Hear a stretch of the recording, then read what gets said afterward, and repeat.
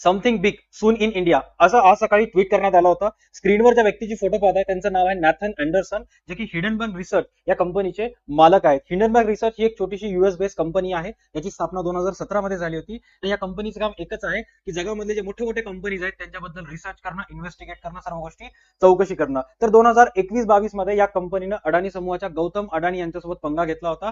2021-22 मध्ये हिंडनबर्ग रिपोर्टनं सादर केलेल्या माहितीनुसार अदानीची जी कंपनी आहे ती अकाउंटेड फ्रॉड करत आहे. 8 वर्षात त्यांनी 5 सीएफओ का बदलले, कंपनीचे शेअर्स मॅनिपुलेट करत आहे, कंपनी शेअरच्या किमती मॅनिपुलेट करत आहे, कंपनीच्या शेअरची प्राइस गरजेपेक्षा जास्त आहे, कंपनीची लायकी नसताना कंपनीजवळ 2.20 लाख करोड इतकं कंपनीजवळ का आहे, आणि कंपनी मॉरिशियस मधून फेक अकाउंट थ्रू स्वतःच्याच कंपनीमध्ये एफआयएस थ्रू कंपनी पैसे टाकत आहे, असा आरोप हिंडनबर्ग रिपोर्टनं केला होता. ज्याचा परिणाम झाला की अडाणी समूहाचे जे शेअर्स होते, अडाणी विल्मर, अडाणी पॉवर, अडाणी ग्रीन एनर्जी, सगळे एका दिवसात 40 ते 50% कोसळले.